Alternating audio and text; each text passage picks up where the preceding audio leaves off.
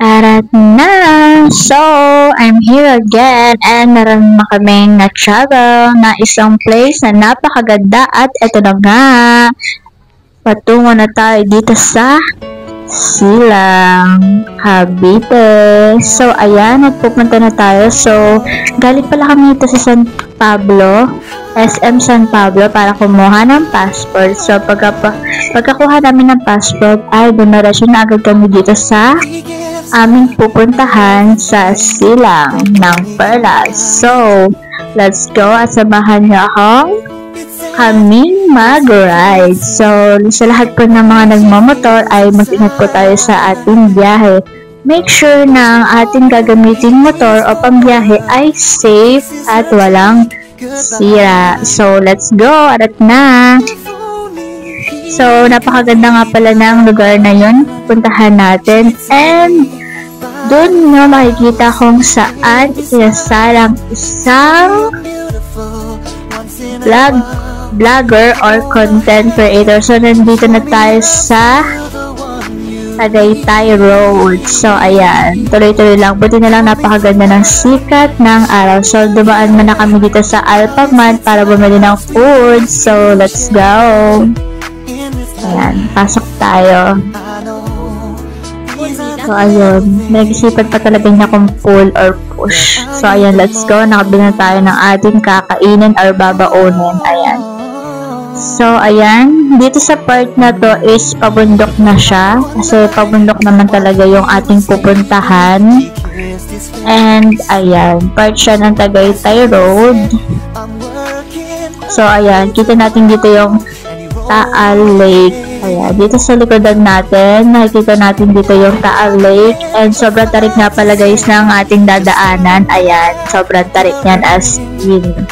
So, keep safe tayo lagi sa pagbiyahe or pag-ride. So, ayan. Kaway-kaway muna tayo.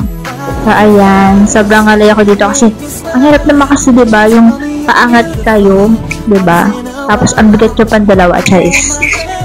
So, ayan. Ang ganda ng view. So, kaya naman napakaganda ng view dito. Dahil tumigil muna kami para mag-picture-picture. So, ayan. Titigil kami dito dahil napakaganda ng view and napakaganda ng sikat ng araw. And sa part na yon ay medyo umuulan doon sa part na yon.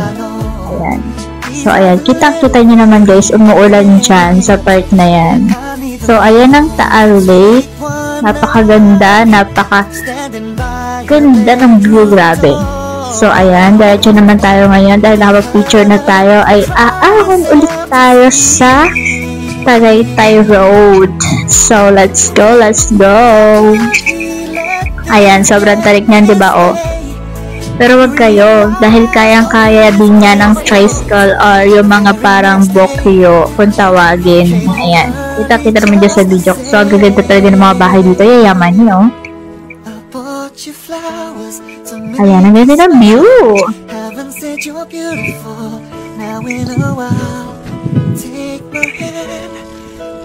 So, yan, samahan nyo lang kami bumiyahe. And nandito na tayo sa Tulay. So, malapit-lapit na tayo dito sa Silang. So, ito na nga pala yung part ng Silang. So, yung pinakapupuntahan natin, our target natin pupuntahan is Perlas ng Silang. So, ayan. So, ginamit nga po pala namin dito ay si Google Map. Ayan, nandito na tayo sa pupuntahan natin. At nakita nyo ba yan guys? Diyan ikinasal ang content creator or vlogger na si Zainab Harake. So, ayan, napakaganda na bigla ako kasi kapitbahay lang pala nila yung pupuntahan namin. Oh my God! So, ayan. And nandito na tayo sa Perlas ng Silang. So, nandito na tayo sa labas. Ayan, napakaganda ng labas niya and may parking lot and ang bayad nga pala sa parking lot ay 20 pesos. So, dito pa lang sa harap, sa entrance, ay napakaganda na ng mga flowers. Ayan, arat na daw. So, ayan.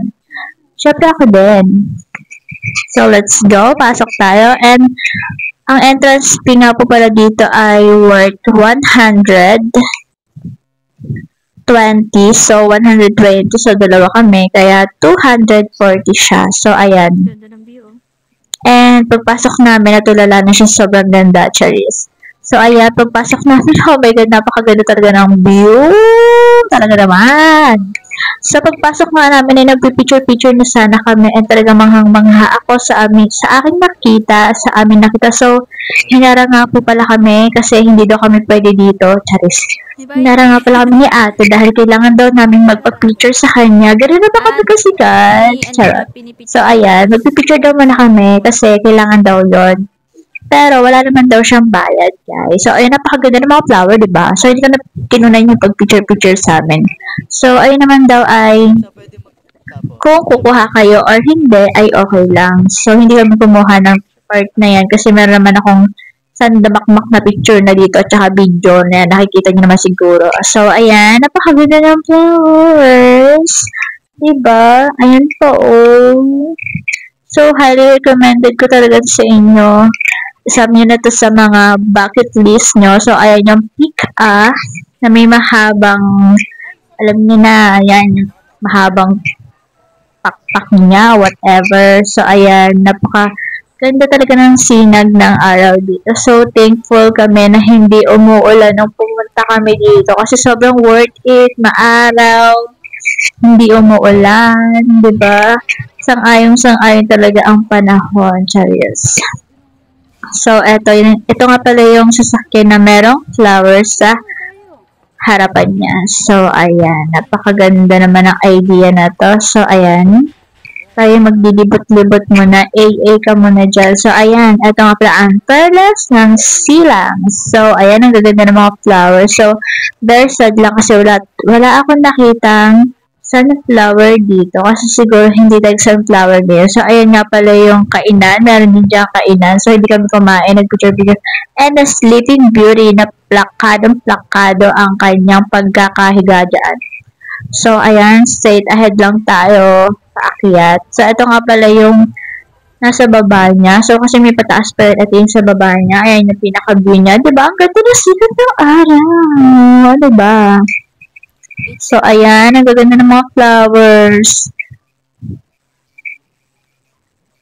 Hindi ka talaga magsisisi. Sobrang worth it.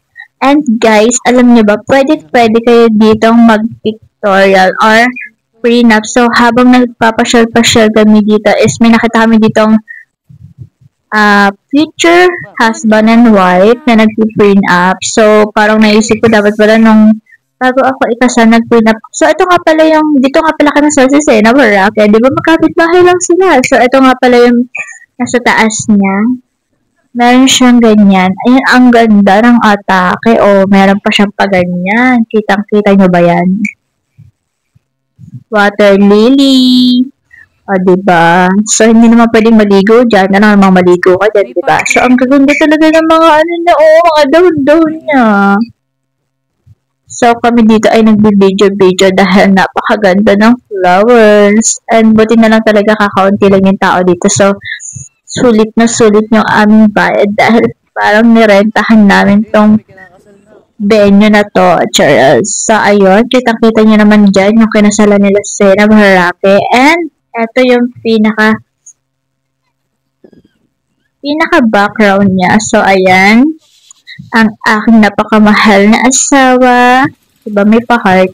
So, ayan, umalis na kami. So, ayan, pinakita ko naman sa inyo venue ni Sena Baraka. So, magkapit-bahay lang sila. And, highly recommended ko ang perlas ng silang. Sobrang worth it ng bayad. Sobrang ganda ng place. Pwede pang prenup. Pwede kayo magpakasal dyan. Ano ba? So, ayan. Sana nagustuhan niyo itong video ko. And sana nagkaroon kayo ng idea ng kagalaan or pagdadalhan niyo sa inyong mga jowa or asawa na napakamura lang. And pwede kayo magdala ng sarili ng pagkain. Yun lang. Salamat. Subscribe.